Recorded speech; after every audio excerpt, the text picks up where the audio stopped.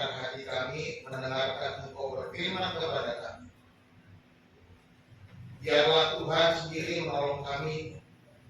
Roh-Mu yang kudus memberikan pengertian kepada kami. Dan hamba-Mu ya Tuhan yang Engkau pakailah menurut kehendak-Mu. Sehingga setiap kebenaran firman Tuhan yang kami dengar dapat kami ingat sepanjang hidup kami. Dan kami boleh melayani Engkau dan berserah penuh kepada-Mu ya Tuhan. Kami bersyukur atas anugerah yang besar yang kami terima. Kami bersyukur atas status baru yang Kau berikan kepada kami sebagai anak-anak-Mu ya Tuhan. Dan kami bersyukur untuk segala karya-Mu dalam hidup kami. Tuhan, berbicaralah kepada kami. Kami siap mendengarkan firman-Mu. Di dalam nama Tuhan Yesus Kristus kami sudah berdoa. Haleluya. Amin. Silakan dulu. Selamat pagi. Shalom. Hari ini firman Tuhan saya beri judul dicari, ditemukan, dan dipulihkan. Bapak Ibu saudara dikasih Tuhan, pada tahun 1960-an ada sebuah lukisan kuno karya seorang maestro terkenal. Menariknya, karya ini ditemukan di sebuah dapur, di sebuah dinding dapur rumah tua yang kotor. Lukisan itu sudah berdebu dan bahkan karena sebuah dapur tentu saja penuh dengan jelaga atau asap dari masakan-masakan. Tetapi ada seorang yang ahli seni lukisan. Ketika dia melihat lukisan itu, dia merasa ini bukan lukisan yang biasa. Lalu kemudian dia membersihkannya dengan berhati-hati. Setelah dibersihkan memang nyata bahwa ini adalah karya seorang maestro seni yang luar biasa. Dan ketika dilelang laku ratusan miliar. Tersembunyi, terhilang di sebuah dapur kotor. Tetapi ketika ditemukan, dia begitu bernilai. Lukisan ini tidak kehilangan nilai oleh karena kotoran yang menutupinya, debu dan jelaga. Nilainya ditentukan dengan siapa yang membuatnya. Kalau saya yang membuatnya mungkin tidak laku. Ditawar-tawar pun di pinggir jalan pasti nggak laku. Tetapi oleh karena ini lukisan yang ditulis atau dibuat oleh seorang maestro lukis yang hebat, bisa laku ratusan miliar. Mari kita bersama-sama membaca Injil Lukas pasal 15 ayat yang keempat. Kita membaca bersama-sama secara serentak, cuma satu ayat, 2, 3. Siapakah di antara kamu yang mempunyai 100 ekor domba, dan jika dia kehilangan seekor di antaranya, tidak meninggalkan yang 99 ekor di padang gurun dan pergi mencari yang sesat itu sampai dia menemukannya? Kisah ini tentunya berbicara tentang domba yang hilang. Saudara bisa lihat kisah lengkapnya di dalam Injil Lukas pasal 15 itu.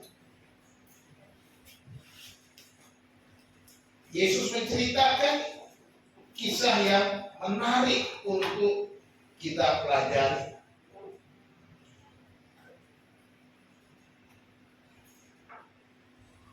Yesus bilang, siapakah di antaramu? Dia berbicara kepada orang-orang Yahudi.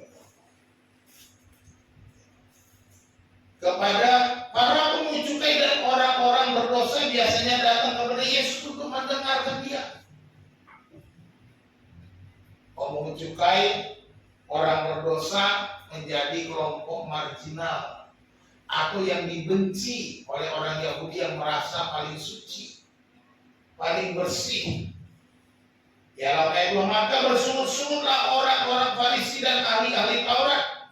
Katanya ia menerima orang berdosa dan makan bersama-sama dengan mereka. Lalu ia mengatakan perumpamaan ini kepada mereka. Siapakah di antara kamu yang mempunyai 100 ekor domba dan jikalau dia kehilangan 1 ekor di antaranya, dia tidak meninggalkan yang 99 ekor itu di padang gurun. Kemudian dia pergi mencari yang sesat itu sampai ia menemukan siapa. Dia bertanya kepada ahli Taurat dan orang Farisi. Untuk menggambarkan bahwa Yesus datang untuk orang-orang berdosa yang dibenci oleh ahli Taurat dan orang Farisi. Ini adalah sebuah misi penyelamatan satu jiwa.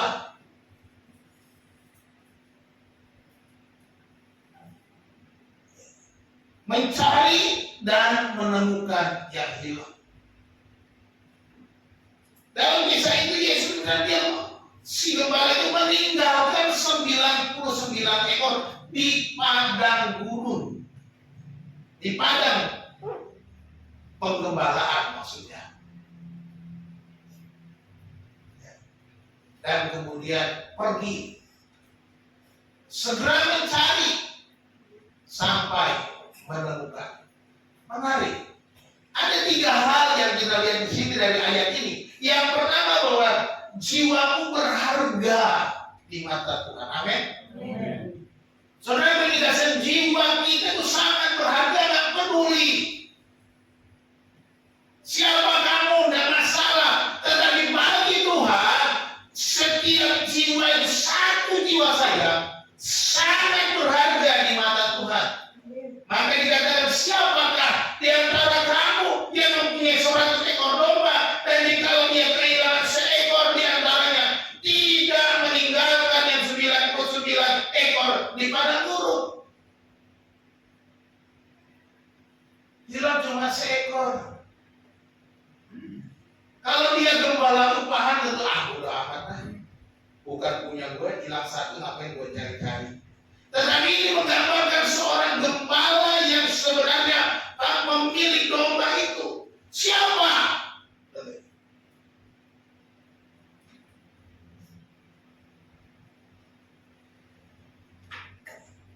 Siapa yang tidak meninggalkan 99 lalu pergi mencari yang 1 ekor yang tersesat?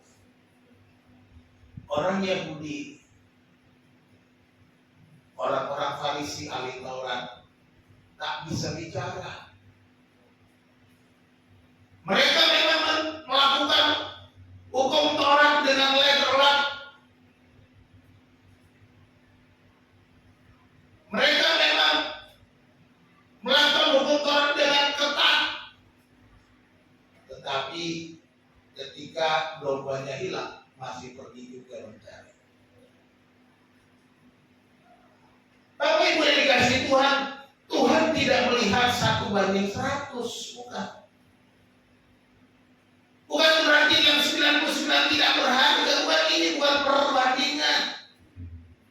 Bagi Tuhan ini membandingkan yang satu ini domba yang lebih bagus daripada 99, bukan. Ini menggambarkan betapa setiap individu itu sangat bernilai dan tak ternilai harganya di mata Tuhan. Ketika dia pergi mencari dan memiliki bahwa dia menghargai setiap jiwa itu, sangat bernilai besar. Bukan karena 99 ini nggak berguna. Oh, ini domba yang paling bagus, bukan. Saudara ada di sembah ini bukan karena saudara yang paling bagus. Karena digambarkan dengan orang Farisi dan orang-orang berdosa. Yesus datang untuk mereka, untuk orang-orang berdosa, untuk orang-orang yang ditolak, untuk orang-orang yang dibenci, untuk orang-orang yang ditinggalkan. Mereka yang membutuhkan keselamatan, mereka yang membutuhkan kelepasan, mereka yang memerlukan pemeliharaan asik dari Allah itu.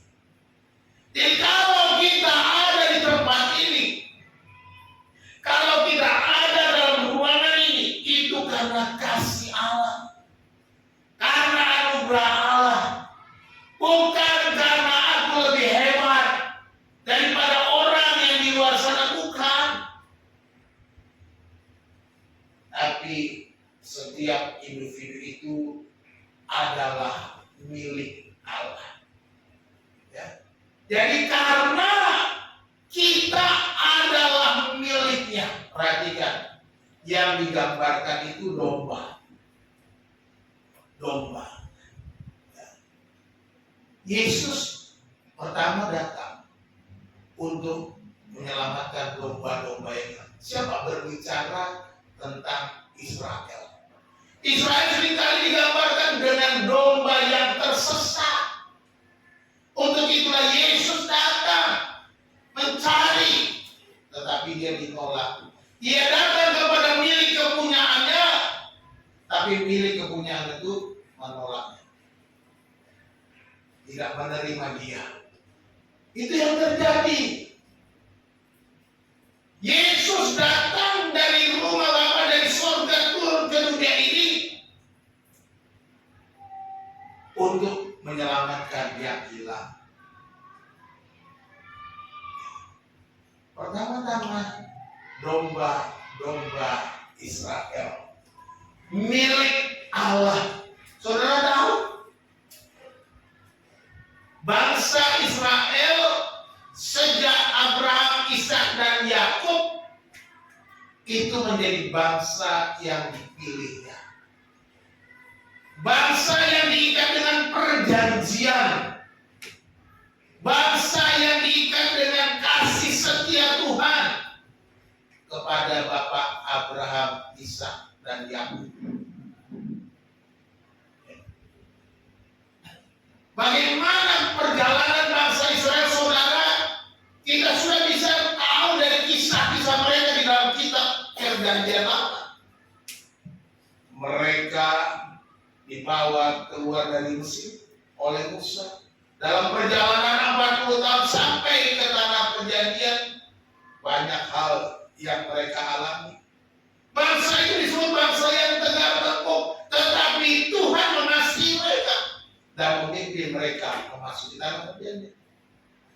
Setelah masuk tanah perjanjian, mereka bolak-balik bikin dosa, bolak-balik Tuhan memberikan pemimpin dan menyelamatkan mereka. Saudara bisa baca dalam kitab Hakim-Hakim.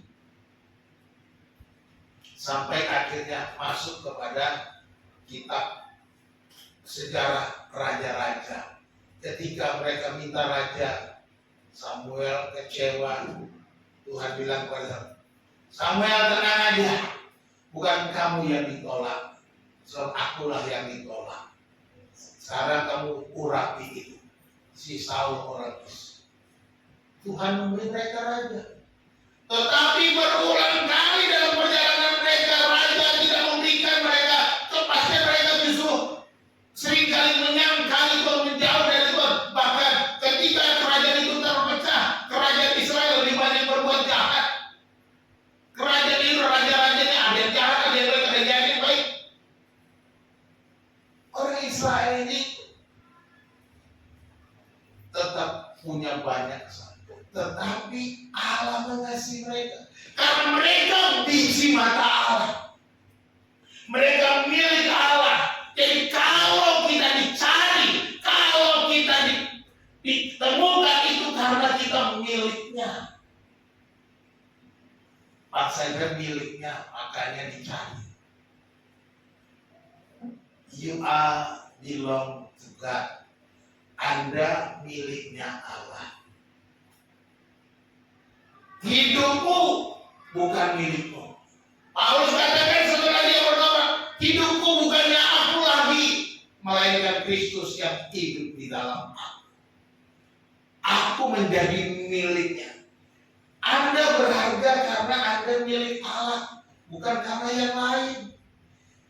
Anda sudah ditebus karena dalam 1 Korintus 3:23 dikatakan, tetapi kamu adalah milik Kristus dan Kristus adalah milik Allah. Saudara itu dikasih Tuhan. Kalau dia mencari, kalau dia mau pergi, kalau dia menangkap engkau, menemukan engkau di tengah-tengah kesesatan, karena engkau miliknya. Milik yang dikasih, milik yang dicintainya. Jadi saudara dikasih Tuhan, nilai kita ditentukan oleh siapa yang memiliki kita.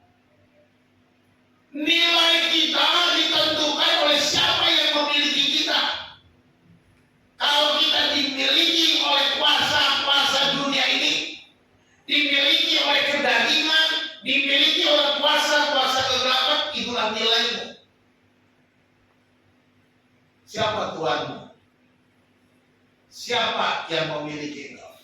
Tetapi firman Tuhan katakan kamu ini milik Kristus. Gereja Korintus. Sekali lagi saya bilang, ulang kali ceritakan, gereja Korintus ini bukan gereja yang paling suci. Gereja yang paling bobrok. Pertengkaran terjadi. Gap-gap terjadi, kelompok-kelompok terjadi. Bahkan ada orang yang menjadi berhubungan seks dengan istri ayahnya. Loh, terjadi hal-hal jelek sekali. Tapi mereka punya karunia-karunia hebat. Ya. Itu sebabnya konsep kamu itu milik Kristus. Kamu jangan lagi seperti itu, tidak pantas. Tidak tahukah kamu bahwa Roh Allah diam di dalam kamu? Jadi kita mau katakan, kalau dia mencari kita, itu karena kita adalah miliknya. Kita bukan karena kehebatan kita. Jangan pernah merasa lebih hebat daripada orang lain. Jangan pernah merasa kita, wah saya lebih rajin, saya lebih banyak sumbangannya ke gereja. Enggak. Bukan soal banyak sumbangan ke gereja. Tapi bukan berarti juga jangan saudara nggak pernah memberi kepada Tuhan. Katanya kan nggak perlu banyak sumbangan. Kalau saudara mau memberi ya memberi, tapi memberi dari hati. Bukan karena memberi supaya minta hormat, bukan karena memberi supaya saudara dihargai, bukan karena memberi supaya saudara lebih dihormati, punya kedudukan, punya jabatan, bukan itu. Kalau itu yang mencari, upahmu sudah dapat di bumi ini. Di surga nggak ada upahnya lagi. Tidak berlaku itu 1 Korintus 15 ayat 58. Jeripayahmu dalam Tuhan tidak sia-sia, tidak berlaku lagi. Karena jeripayahmu bukan dalam Tuhan, dalam usahamu, dalam ambisimu, dalam popularitasmu. Jangan. Kita digambarkan seperti domba yang tersesat. Dan Yesus dikatakan datang untuk mencari domba itu. Hari ini kita belajar dicari, ditemukan, dan dipulihkan. Poin pertama, bahwa jiwa kita berharga di mata Tuhan. Yang kedua, kita belajar dari firman Tuhan bahwa Tuhan yang berinisiatif mencari yang hilang. Ini inisiatif Tuhan. Perhatikan di dalam ayat itu dikatakan meninggalkan yang 99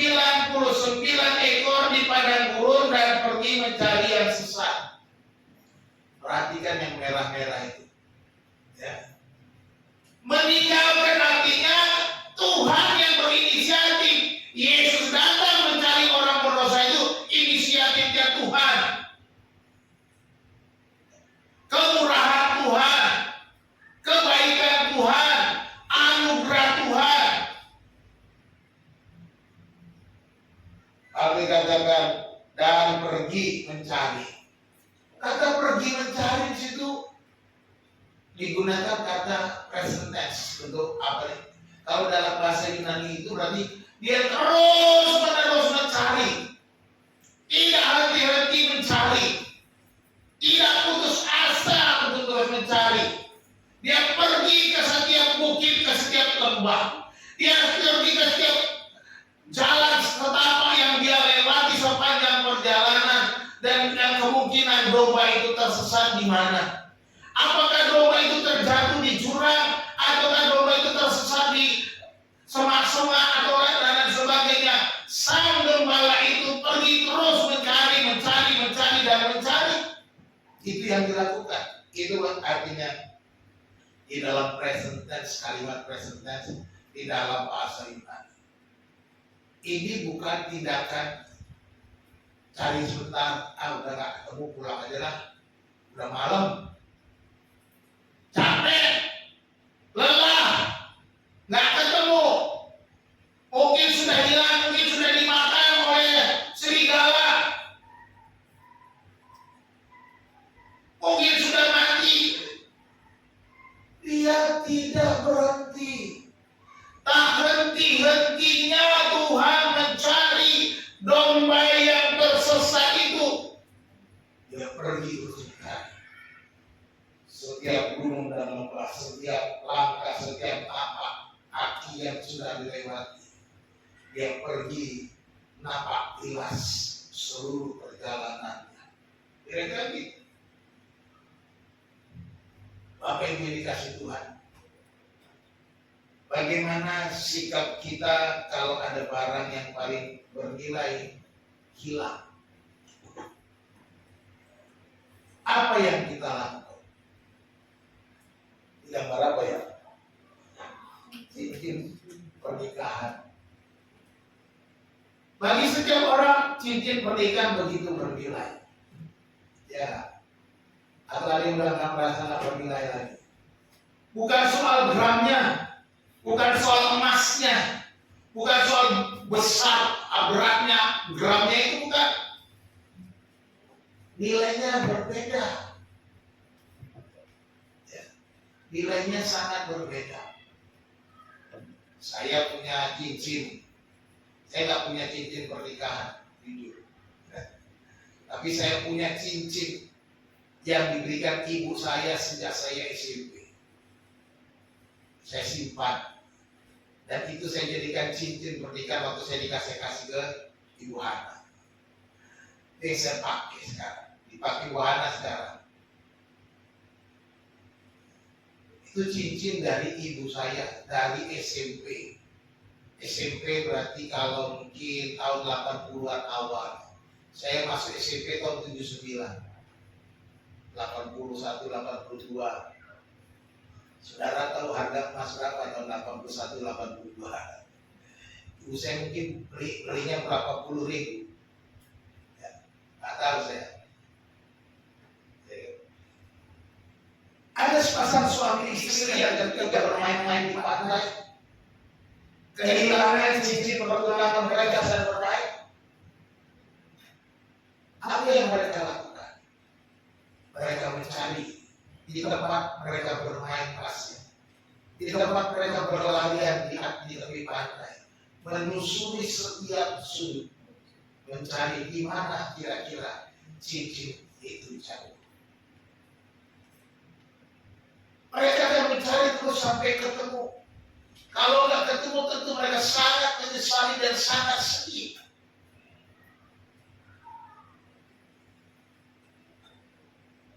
Karena begitu bernilai. Demikian juga dengan domba yang hilang itu. Yesus terus mencari.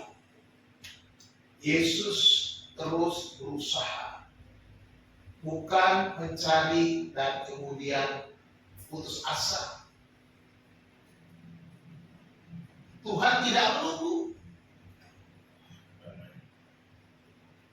Dikatakan segera meninggalkan yang 99 ekor dan pergi mencari yang seekor itu. Dia tidak menunggu-nunggu, tidak menunda-nunda. Tidak menunggu sampai domba itu pulang. Domba digambarkan adalah binatang yang gampang tersesat dan tidak tahu jalan pulang. Kalau saudara punya anjing, kontras dengan domba. Anjing yang pergi dari rumah saudara kalau sudah biasa di rumah, dia tahu jalan pulang. Tapi domba nggak tahu jalan pulang. Selain itu, para gembala selalu berpindah-pindah pada membawa domba-dombanya. Sehingga tidak mudah bagi seekor domba untuk pulang ke kandang yang sama. Domba hanya bisa pulang kalau dicari dan ditemukan oleh sang gembala. Oleh sebab itu gembala itu tidak menunggu domba itu pulang. Tunggu mungkin nanti sore dia pulang. Tunggu mungkin besok pagi dia muncul. Tidak. Tetapi dikatakan terus dia pergi mencari yang tersesat itu. Tuhan tidak membiarkan seekor domba yang tersesat. Tuhan tidak membiarkan seorang pun di antara kita orang berdosa tersesat. Tuhan tidak membiarkan umatnya miliknya itu tersesat. Itu sebabnya dia datang ke dunia ini. Itu sebabnya dia datang untuk orang-orang berdosa, untuk ahli-ahli orang yang berdosa itu, tetapi mereka menolak. Tetapi untuk orang-orang pemungut cukai, orang-orang berdosa, orang-orang ditolak oleh ahli-ahli Alkitab, oleh orang-orang yang merasa lebih suci, lebih rohani, mereka ditolak. Dan Yesus datang untuk mereka. Yesus datang untuk kita yang berdosa. Ini adalah anugerah Tuhan. Yesus terus-menerus pergi dan mencari. Dia segera pergi dan terus mencari. Mencari dan mencari. Enggak ada waktu Tuhan kalau nanti dia pulang. Nilai kita karena kita miliknya. Saudara adalah milik Tuhan, maka saudara dicari dengan segera. Lihat, aku berdiri di buka pintu dan mengetuk. Setiap hari kita diketuk. Orang-orang yang hidup dalam dosa roh diketuk. Bertobatlah, bertobatlah, bertobatlah. Berbaliklah, kembalilah, pulanglah. Aku mau masuk. Yesus setiap hari mencari kita. Hanya saja seringkali banyak orang Kristen lupa. Banyak orang Kristen tidak mendengar suara Tuhan. Banyak Tuhan tidak mendengar, tetapi mengeraskan hati. Tetapi mereka menutup telinganya. Mereka tidak mau mendengar suaranya. Menolak suara mereka dengar. Kapan Pak saya dengar? Ketika istrimu berkata, Pak, bangun, ayo ke gereja. Itu Tuhan sedang bicara. Ketika suamimu berbicara kepadamu, Mah, ayo kita berdoa bersama. Tapi kau sibuk dengan dapurmu. Ketika ayah dan ibu berkata, Nak, mari kita bersekutu, mari kita cari Tuhan. Sebentar, aku masih banyak tugas, banyak pekerjaan, terlalu sibuk. Tuhan sudah mau mencari kita. Tuhan sudah mengetuk pintu hati kita. Jangan pernah bilang, Tuhan gak pernah memanggil saya. Bahkan dari mimbar ini berkali-kali Tuhan berbicara kepada kita. Kita seringkali mengeraskan hati. Berkali-kali Tuhan berbicara supaya saudara datang menyerahkan hidup saudara kepadanya. Kita mengeraskan hati.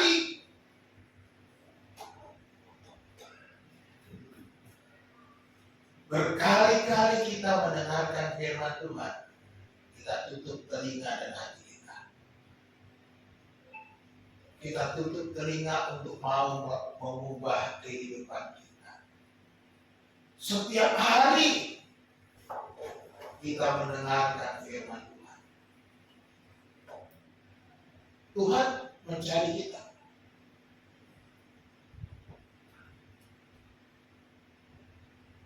Sampai kita ditemukan dan dipulihkan.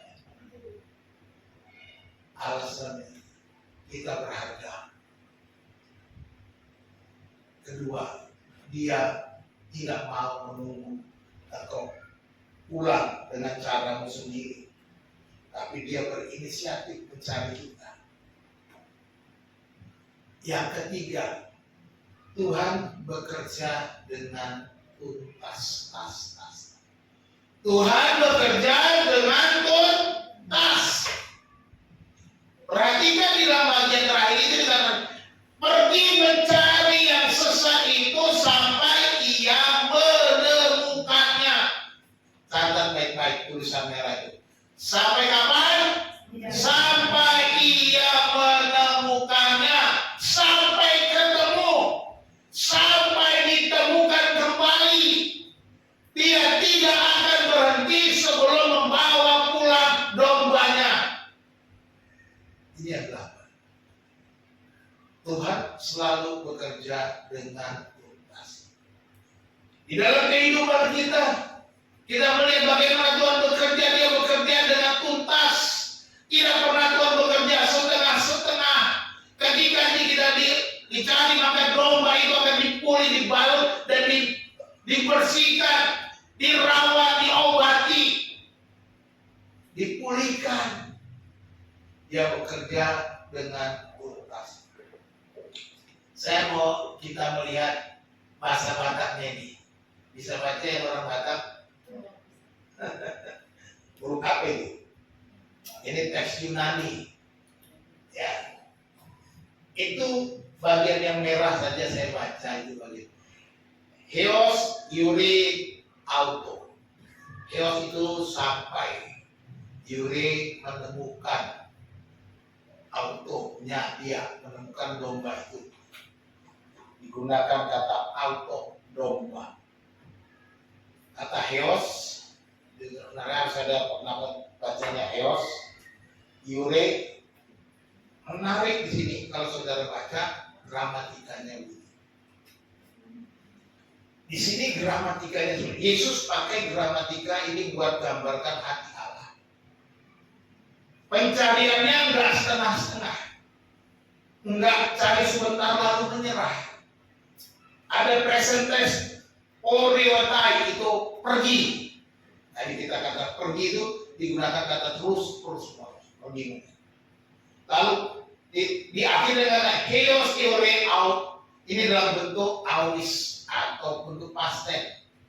Gramatikanya past tense itu aulis. Itu gramatika ya aulis. Ini berarti Allah terus mencari dan dia akan berhenti hanya ketika orang berdosa itu ditemukan, dipulihkan. Itu gramatika yang dipakai. Ketika dengan present tense terus mencari tetapi sampai ia menemukannya. Kata heos plus kata kerja aus itu menunjukkan sampai titik darah penghabisan. Kira-kira gitu. Nggak akan berhenti sebelum menemukan. Ditemukan. Dan perhatikan di sini aurisnya itu auris subjektif. Auris subjektif Yore itu juga memberi jaminan domba itu pasti akan ditemukan. Dan itu ada tujuan pasti dari perjalanan sang gembala. Kata auris subjektif itu menunjukkan bahwa pasti ditemukan. Tidak ada yang tidak ditemukan oleh Tuhan.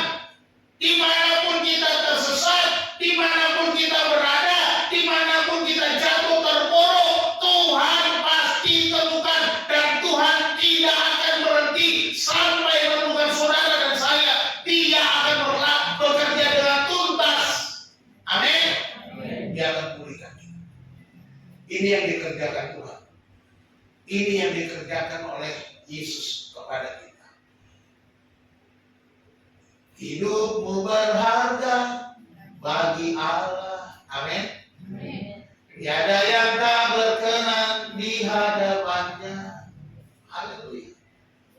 Dia ciptakan seluruh gambarnya. Sungguh terlalu indah kau bagi dia. Hidupmu berharga diciptakan menurut gambar Allah. Tetapi karena dosa, gambar itu rusak. Dan Yesus Kristus datang dengan darahnya yang mahal tercurah di Golgota mengampuni dosa kita. Sehingga dosa kita bisa diampuni. Sehingga gambar itu dipulihkan. Gambar Allah itu dipulihkan dengan darah Yesus yang tercurah di bukit Golgota. Gambar Allah itu tidak bisa diperbaiki oleh siapapun. Seperti saya ceritakan dalam lukisan di awal, tidak ada yang bisa membuat dia lebih baik selain adalah Yesus sendiri, sang ahlinya, sang pencipta, sang pemilik itu sendiri yang justru hanya dia satu-satunya yang bisa memulihkan gambar Allah itu dari kita yang berdosa. Selain dia, tidak ada lagi. Sehingga kita bisa bernilai. Gambar itu menjadi sangat bernilai. Gambar itu menggambarkan kemuliaan Allah. Haleluya. Yesus melakukan yang terbaik. Saudara, sebagai ilustrasi, saudara pernah nyusun puzzle? Kalau guru TK mah sering, tapi itu mah puzzle biasa kecil-kecil. Pernah gak nyusun puzzle gambar lukisan yang gede, kecil-kecil tapi puzzle-nya? Saya pernah, ya. Kalau hilang satu keping kira-kira gimana? Gambar itu belum selesai, ya. Kepingnya hilang.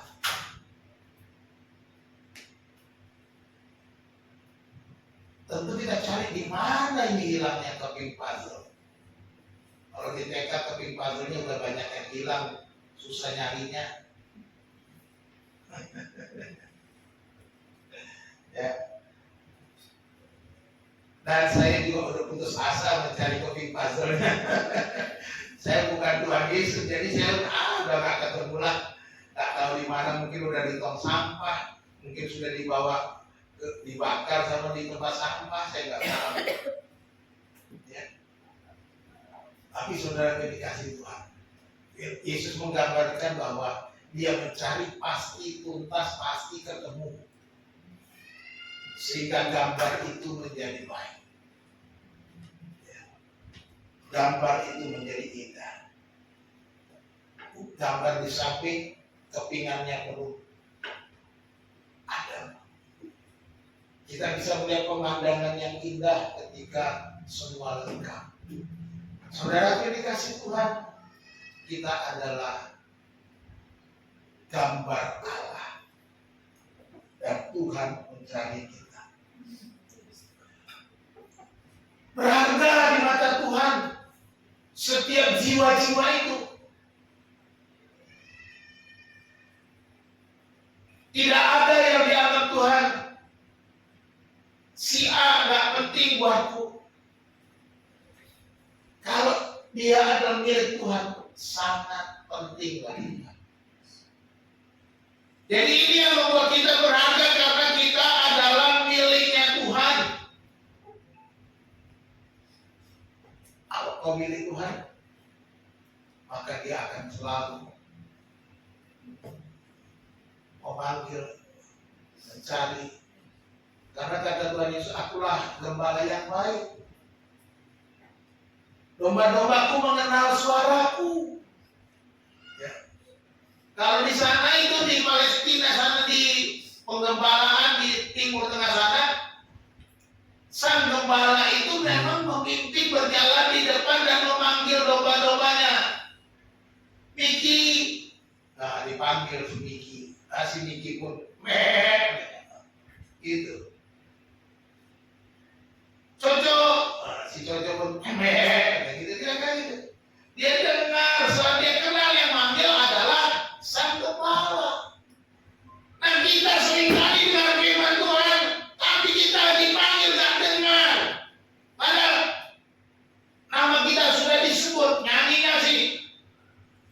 Bila namaku dipanggilku ada, tapi dipanggil nggak mau dengar, gitu.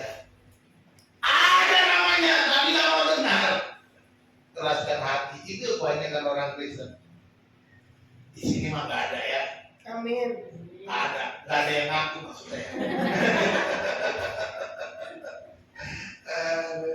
Ya, kalau di luar sana banyak banget ya. Udah dipanggil keras-keras. Yang di luar sana termasuk anggota jemaat yang nggak pernah ke gereja itu, yang keras kepala itu, keraskan hati. Mungkin perlu diketok sama Tuhan. Mungkin perlu dihajar sama Tuhan, karena Tuhan bilang apa? Aku mengajar anak yang kukasih. Ya. Jadi kalau saudara diajar sama Tuhan, jangan marah, karena Tuhan mengasihi. Tidak ada anak yang tidak dihajar ibunya, katanya. Nggak ada. Ya. Allah mengasihi kita dan Dia pasti menghajar kita kalau kita bandel. Jadi kalau sudah diajar itu berarti udah kelas berat. Jadi jangan tunggu dihajar. Ya.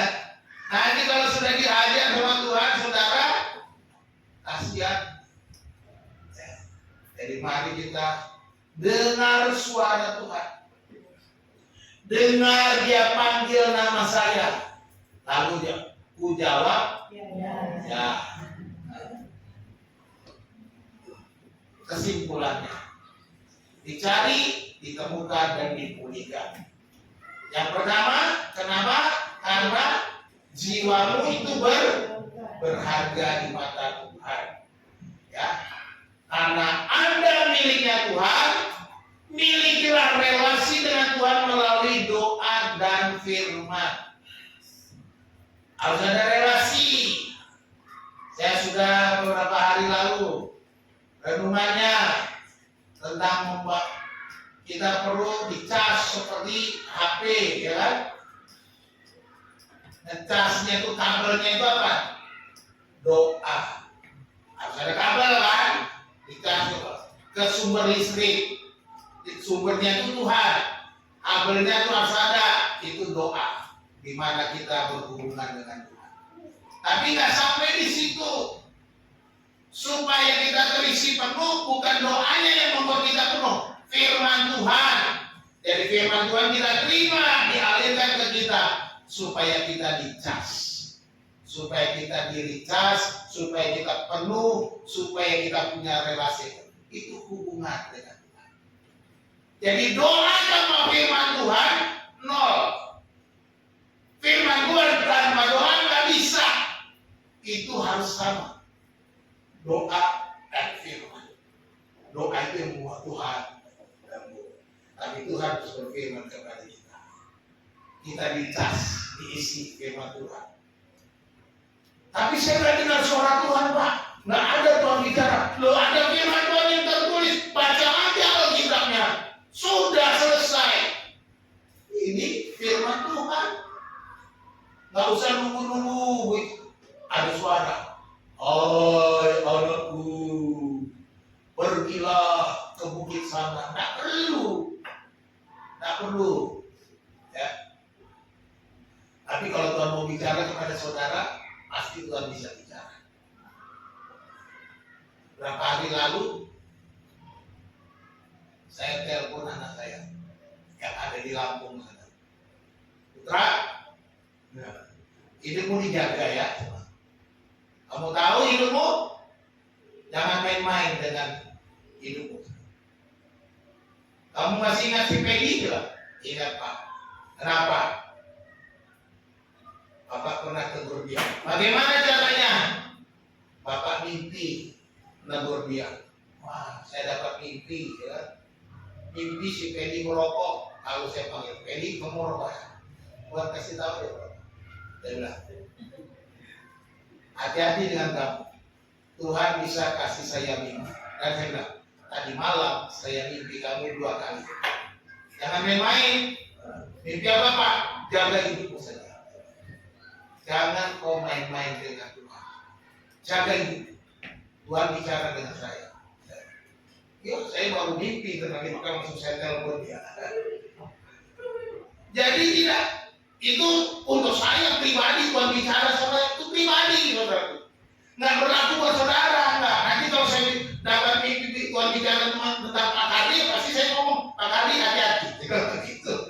Gitu caranya, bukan untuk putra itu sama yang bahwa masing-masing ada. Bapak Ibu, Tuhan bisa bicara tentang saudara. Saya berkali doain, Tuhan tolong singkapkan apa ini. Dan tadi kalau Tuhan singkapkan, ya sudah. Saya menunggu waktu Tuhan. Jadi kita perlu ada relasi dengan Tuhan. Doa dan firman. Ya, doa dan firman. Kita bisa punya kehidupan yang berkenan karena ada doa. Ingat, kita milik Allah. Kalau kita milik Allah, miliki hubungan yang baik dengan Allah. Yang kedua, kita belajar Tuhan berinisiatif mencari yang hilang. Dia yang berinisiatif, dia yang bertindak. Hal ini mengajarkan bahwa hidup ini adalah anugerah semata. Kita ada karena anugerah. Jangan sia-siakan hidup yang telah ditebus oleh darah Yesus. Jangan sia-siakan hidup. Gunakan setiap potensimu untuk kemuliaannya.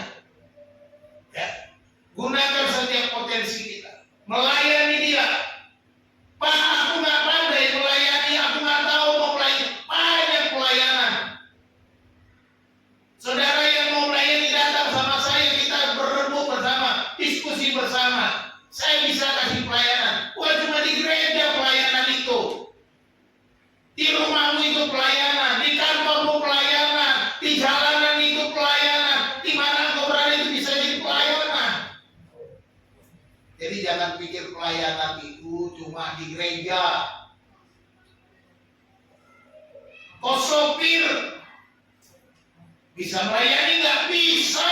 Penumpangmu bisa melayani dengan baik. Ya. Apapun itu, usaha apapun bisa kau melayani Tuhan. Jadi mari kita melayani. Yang penting apakah kita punya hati atau tidak. Ini kita sudah menerima anugerah. Jangan sia-siakan waktu. Kita dipulihkan karena Tuhan yang bekerja dengan tuntas.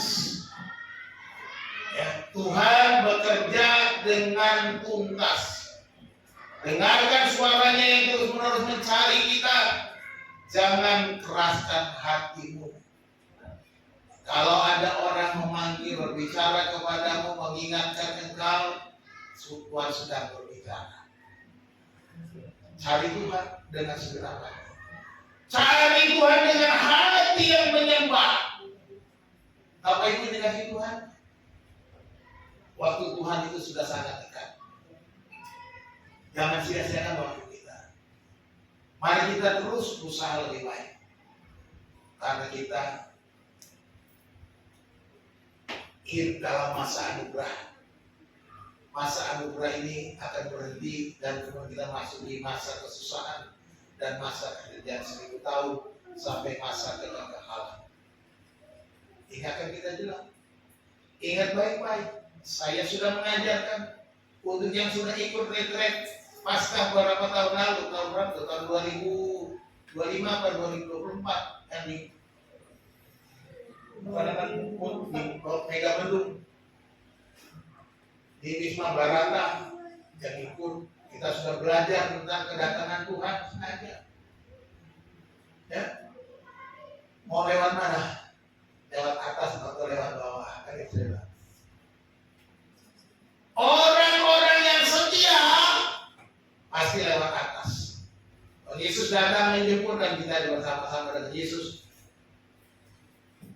dalam pesta perkawinan anak domba, lalu kemudian turun memerintah selama 1000 tahun dan masuk kepada kekekalan. Tapi kalau kita lewat bawah, karena ketidaksetiaan kita nggak masuk ke dalam pesta perkawinan. Kesetiaan penting. Keselamatanmu memang ada dalam Tuhan, kau dijaga. di dalam penderitaan masuk kesusahan besar. Nggak mudah hidup ini. Tapi lewat penderitaan, kalau lewat bawah, lewat atas, lewat pesta, wah enak. Saya sih maunya lewat atas, pesta aja bersama Yesus. Sebagai penutup, perhatikan ayat yang ke-7 Lukas 15. Aku berkata kepadamu, demikian juga akan ada sukacita di sorga karena satu orang berdosa yang bertobat, lebih daripada sukacita karena 99 orang benar yang tidak memerlukan pertobatan. Satu orang bertobat membuat sukacita di sorga. Sorga menjadi gempar gemuruh oleh karena satu orang bertobat. Inilah perkataan Tuhan Yesus. Betapa berharganya hidup kita. Jiwa-jiwa di luar sana juga berharga. Kitalah yang dipanggilnya untuk mencari. Dia berkata, karena itu pergilah jadikanlah segala bangsa muridku. Jadikanlah segala bangsa murid Tuhan. Dan ajarlah mereka melakukan segala sesuatu yang telah kuperintahkan kepadamu. Harus dimuridkan dengan mengajar. Dan dan baptislah dulu. Dan baptislah mereka dalam nama Bapa, Anak, dan Roh Kudus. Dan ketahuilah aku menyertai kamu senantiasa sampai kepada akhir zaman. Jadi jelas, ini tugas kita. Memberitakan kabar kesukaan. Mencari jiwa-jiwa yang tersesat. Membagikan kasih Allah itu kepada orang-orang di sekitar kita. Ini tugas kita. Tuhan Yesus memberkati kita. Mari kita sambutkan Tuhan. Kami bersyukur kepadamu ya Allah Bapa kami untuk firman Tuhan yang sudah kami baca, kami renungkan dan kami dengarkan. Tuhan, betapa Engkau menghargai kami. Karena kami adalah milik-Mu, kepunyaanmu. Kami datang kepadamu merendahkan diri. Kami bersyukur bahwa kami boleh menerima kemurahan ini oleh karena anugerah Tuhan semata. Bukan karena kuat dan gagah kami. Dan kami bersyukur Engkau bekerja secara tuntas menemukan kami dan memelihara kami, membalut luka-luka kami. Terima kasih Tuhan. Kami mengucap syukur bahwa Engkau gembala yang baik, gembala yang benar. Tidak ada gembala yang lain selain daripada Engkau. Terima kasih Bapa. Kami mengucap syukur. Bapa, biarlah Engkau terus berbicara kepada kami dengan perantaraan Roh Kudus-Mu di setiap langkah hidup kami. Kami boleh melayani Engkau. Biarlah panggilan Tuhan membuat kami lebih dekat kepada-Mu, agar kami untuk selalu bersekutu dengan Tuhan, mempunyai relasi yang kuat dengan Tuhan lewat doa dan firman Tuhan. Terima kasih Bapa. Kami mengucap syukur dan berdoa berterima kasih atas firman-Mu dalam nama Yesus Kristus Tuhan kami. Haleluya. Amin.